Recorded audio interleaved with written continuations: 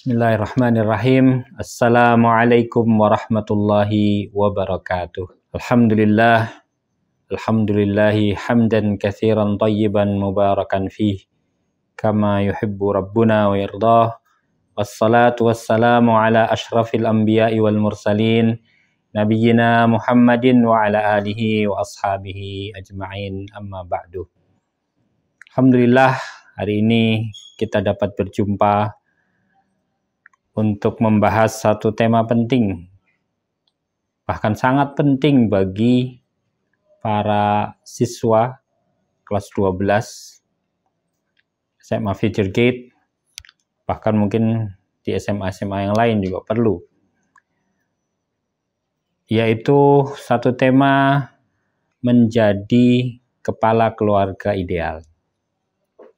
Tema ini disampaikan dalam acara pre-college seminar yang diselenggarakan oleh SMA Future Gate di bawah pengelolaan Future Gate College bekerjasama dengan tim Kolibri.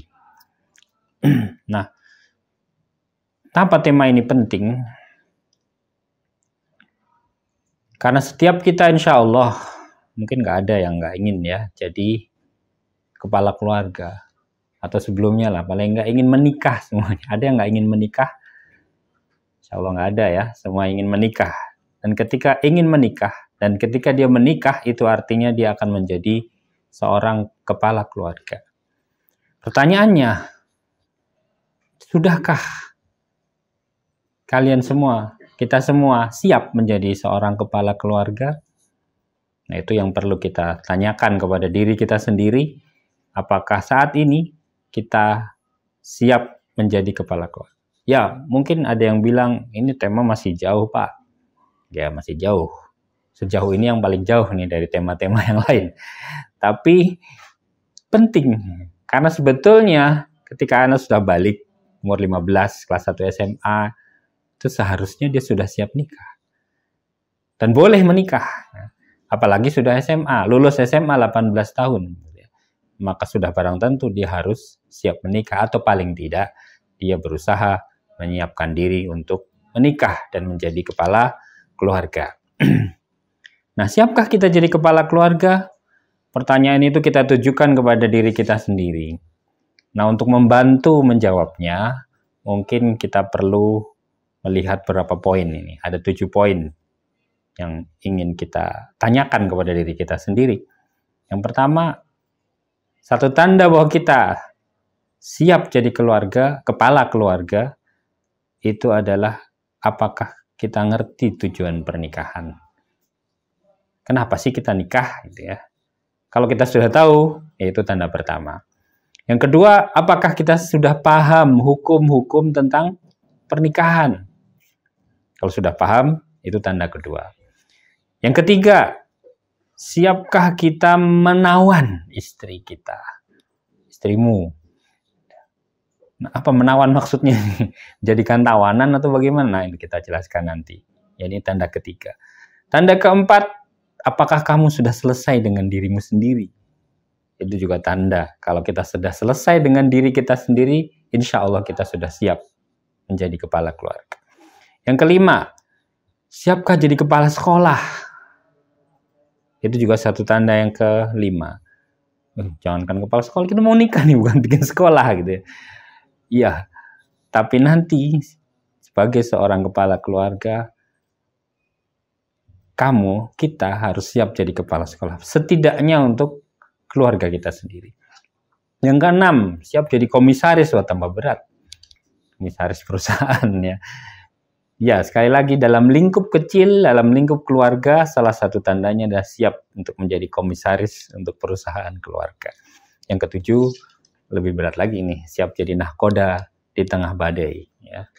Itu harus kuliah pelayaran 3 tahun kalau jadi nahkoda. Tapi maksudnya di sini adalah nahkoda biduk atau kapal rumah tangga. Yang kadang-kadang tidak terelakkan dia akan menghadapi badai. Ini 7 hal yang kira-kira jadi renungan buat kita semua. Apakah kita siap menjadi kepala keluarga? Kita mulai dari yang pertama. Apa sudah tahu tujuan pernikahan? Apa sih tujuan pernikahan itu? Singkat cerita, kita bisa baca lah dalam banyak ayat, banyak hadis, ya, diantaranya yang sering dibaca dan mungkin tidak pernah absen ketika orang menikah, walimah itu dibacakan ayat ini. Surat Ar-Rum ayat 21. Wa min ayatihi an khalaqalakum min anfusikum azwajan litaskunu ilaiha wa ja'ala bainakum mawaddatan wa rahmah inna fi dzalika laayatin liqaumi yatafakkarun. Di antara tanda-tanda kekuasaan Allah adalah Dia ciptakan untukmu istri-istri dari jenismu. Nah, di sini yang menjadi ibrah adalah litaskunu ilaiha wa ja'ala bainakum mawaddatan wa rahmah. Artinya, tujuan pernikahan adalah agar kita mendapatkan sakinah, litaskunu ilaiha, mendapatkan ketentraman dengan cara yang halal. Yang kedua adalah akan terwujud di dalam pernikahan itu mawaddah, cinta, warahmah, dan kasih sayang. Jadi kalau kita ingin dapat ketentraman, cinta, dan kasih sayang, maka itulah kita menikah. Artinya, kita menikah itu untuk mendapatkan sakinah, mendapatkan mawaddah, dan mendapatkan rahmah. Silahkan cari penjelasan apa itu sakinah, apa itu mawaddah, dan apa itu rahmah. Kemudian, itu diantaranya. Selanjutnya, ada beberapa tujuan lain. Diantaranya adalah mendapatkan kehormatan, atau menjaga kehormatan. Aifah. Menjaga diri dari perbuatan-perbuatan maksiat. Menjaga kehormatan diri. Dan ini ada dalam hadis misalnya, ada 3 orang yang wajib pasti ditolong oleh Allah Subhanahu wa Ta'ala. Salah satunya adalah an-nakihu alladhi yuridul afaf, yaitu orang yang menikah dengan tujuan menjaga diri. Nah, di sini kita tahu tujuan menikah itu menjaga diri, supaya kita bisa menundukkan pandangan kita, supaya kita menjaga kemaluan kita. Dan itulah maka kita menikah. Dan orang yang menikah dengan tujuan ini pasti ditolong oleh Allah Subhanahu wa Ta'ala. Kemudian yang ketiga, di antara tujuannya adalah memperoleh keturunan. Tentu saja, dan penjelasannya mungkin pada lain kesempatan. Yang keempat, di antara tujuan menikah adalah menyempurnakan separuh agama kita. Sebagaimana sabda Rasulullah SAW, barang siapa yang dikaruniai istri yang salihah, maka sungguh Allah telah menyempurnakan, menolong dia dalam separuh agamanya. Maka hendaknya dia bertakwa kepada Allah dalam separuh yang lain. Ya, separuh agamanya sudah ditolong oleh Allah dengan adanya istri yang salihah, sehingga dia menjaga apa yang ada di bawah perutnya. Separuh yang lain, kita harus bertakwa kepada Allah, yaitu menjaga mulut kita. Itulah yang dimaksud dengan separuh agama. Kemudian, yang kedua, tanya kepada diri kita sendiri, apakah sudah paham hukum pernikahan? Sudah tahu apa itu syarat rukun pernikahan? Bagaimana tata cara akad nikah, walimah? Sudah bisa nggak qabiltu nikah, wa tazwijah, atau saya terima nikahnya? Apa yang disyariatkan dalam walimah? Apa sunnahnya dalam walimah, dan seterusnya. Dan juga hak kewajiban suami istri. Apa kewajiban suami? Apa hak suami? Apa kewajiban istri? Apa hak istri? Juga kita perlu mempelajari soal nafkah. Bagaimana kadar nafkah yang wajib bagi seorang suami. Bagaimana talak yang benar. Bagaimana iddah. Berapa lama iddah. Dan bagaimana soal rujuk. Itu kita perlu paham sebagai seorang suami dan seorang yang hendak menikah. Karena ini hukum yang sudah bertalian. Ini hukum yang wajib bagi setiap muslim ketika dia akan melakukan muamalah tertentu. Seperti dalam pernikahan. Maka yang kedua ini adalah memahami hukum pernikahan. Yang ketiga, siap menawan istrimu atau siap menawan istri kita. Menawan gimana maksudnya? Menawan ini ada 2 makna. Yang pertama memang betul-betul menawan, menjadikan istri kita tawanan. Sebagaimana hadis Rasulullah SAW dari Amr al-Ahwas al-Jushami, bahwa beliau mendengar Nabi Shallallahu Alaihi Wasallam bersabda dalam haji wada, ala wastausu bin nisa'i khaira. Ingatlah, berbuat baiklah kalian pada para wanita. Fa innama hunna awanun indakum. Karena para wanita itu adalah tawanan di sisi kalian. Tawanan bagaimana? Ya kita tahu dalam syariat kita, para istri diperintahkan untuk tinggal di rumah. Waqarna fi buyutikunna. Tinggallah kalian di rumah-rumah kalian. Wala tabarrujna tabarrujal jahiliyatil ula. Jangan bertabarruj, menampakkan perhiasan seperti orang-orang jahiliyah. Perempuan kalau mau pergi safar harus ditemani mahram. Ibarat tawanan kan, kemana-mana harus ditemani, harus dijaga. Dia lebih baik di rumahnya, sholatnya yang lebih baik adalah di rumahnya, bahkan di kamarnya. Meskipun boleh juga dia ke masjid. Dan seterusnya. Betul-betul perempuan itu seperti tawanan. Kemudian dia juga punya kewajiban besar terhadap suaminya. Kata Rasulullah, "Lau kuntu amiran ahadan ayasjuda li ahadin la amartul mar'ata an tasjuda li zawjiha." Kalau seandainya aku boleh memerintahkan manusia sujud kepada orang lain, maka aku akan perintahkan istri sujud pada suaminya. Karena besarnya hak seorang suami, inilah seorang istri ibarat menjadi tawanan di tengah suaminya. Ketika seorang sudah menikah, perempuan sudah menikah, maka kewajiban terbesarnya adalah kepada suaminya, baru kepada ibunya dan ayahnya. Dan seorang perempuan, seorang wanita, seorang istri, dia akan dapat masuk surga selama dia taat pada suaminya, dia menjaga sholat fardunya, dia saum di bulan Ramadan. Maka dia akan dikatakan padanya, masuklah dari pintu surga yang manapun yang kau kehendaki. Ya. Ini beberapa hal yang menjadikan bahwa istri itu adalah tawanan. Nah, makna yang kedua dari tawanan itu, sebagai suami kita harus mampu menawan. Maksudnya adalah menawan hati istri kita. Kita lihat, Masya Allah, Rasulullah Shallallahu Alaihi Wasallam. Ketika istri beliau ditanya tentang bagaimana keadaan Rasulullah, beliau menangis. Aisyah radhiyallahu anha menangis dan mengatakan bahwa semua perkaranya itu baik. Akhlaknya itu adalah Al-Quran. Dan rasanya tidak ada suami yang lebih baik dari beliau. Kita juga mendengar hadis panjang, ya, hadis namanya hadis Ummu Zara. Calon suami perlu baca nih hadis ini. Cerita yang panjang tentang 11 tipe suami. Dan disebutkan di akhirnya tipe suami yang paling baik dari 11 itu. Di mana Rasulullah SAW waktu itu mendengarkan cerita ini dari istri beliau, Aisyah radhiyallahu anha. Bercerita tentang orang yang, istri-istri yang berkumpul untuk menceritakan keadaan suaminya. Lalu beliau komentari setelah mendengar cerita yang ke-11 tentang Abu Zara namanya. Istrinya namanya Ummu Zara. Lalu beliau mengatakan, aku bagimu seperti Abu Zara kepada Ummu Zara. Hanya saja aku tidak menceraikanmu. Karena di kisah ini Abu Zara menceraikan Ummu Zara. Meskipun sudah ceraikan, Ummu Zara ini masih terkenang dengan kebaikan suami pertama.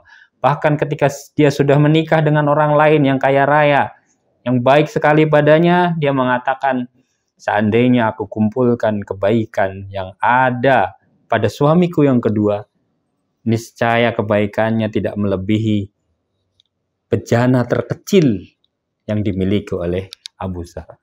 Masya Allah, seorang yang sudah disakiti oleh suami pertamanya, tapi masih terkenang dengan kebaikannya, itu menunjukkan betapa baiknya suami pertamanya tadi, Abu Zar. Dan hendaknya kita menawan hati istri kita dengan seperti itu. Di antara juga para sahabat radhiyallahu anhum, ada Abu Salamah, suami dari Ummu Salamah yang kemudian menikah dengan Rasulullah SAW. Ketika beliau meninggal, beliau mengatakan ada satu doa. Ketika kita tertimpa musibah, ya Allah gantilah aku dengan yang lebih baik darinya. Beliau sempat mengatakan ragu, siapa yang lebih baik dari Abu Salamah? Tidak ada suami yang lebih baik dari dia. Tapi setelah beliau berdoa itu kemudian muncul atau terwujud janji Rasulullah dari Allah Subhanahu wa taala bahwa dia diganti dengan yang lebih baik, yaitu Rasulullah sallallahu alaihi wasallam itu sendiri. Nah, ini hadis Abu Zarra, nanti bisa dilihat, dicek di linknya, silahkan dipelajari sendiri. Itu ada dalam Sahih Al-Bukhari dengan bab berjudul Husnul Mu'asyarah ma'al ahl, berakhlak yang baik kepada istri. Yang berikutnya, apakah kau sudah selesai dengan dirimu? Coba kita periksa diri kita. Soal keimanan kita nih. Untuk sholat subuh berjamaah, apakah masih harus dibangunkan atau masih sering kesiangan?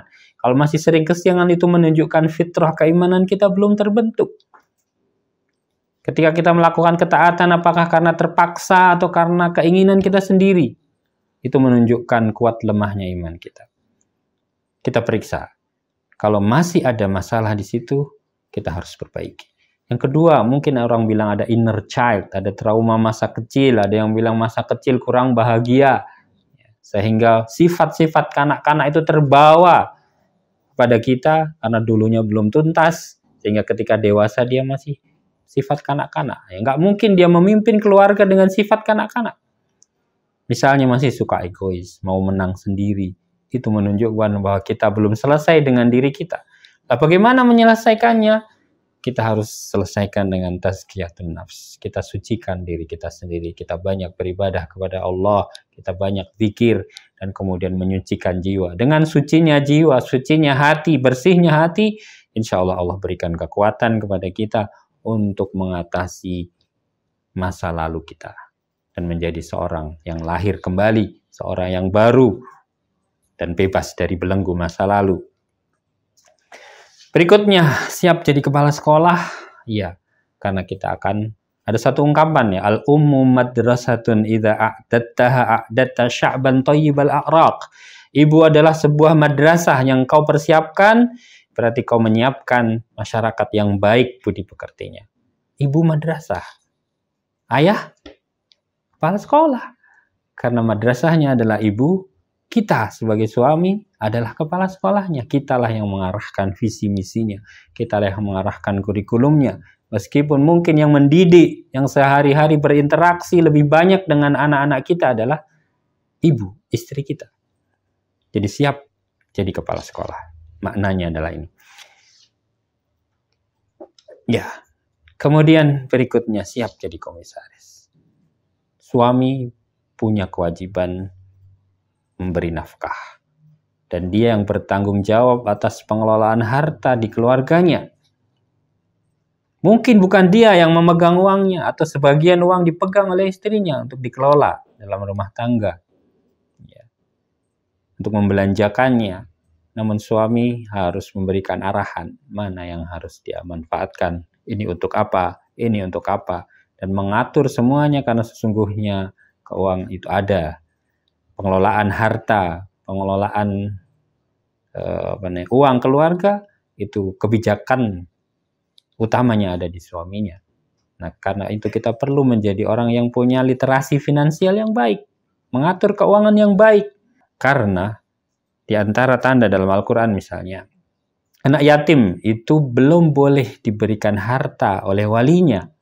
Meskipun dia punya harta peninggalan orang tuanya, sampai dia mencapai usia rushd dalam istilah Al-Quran.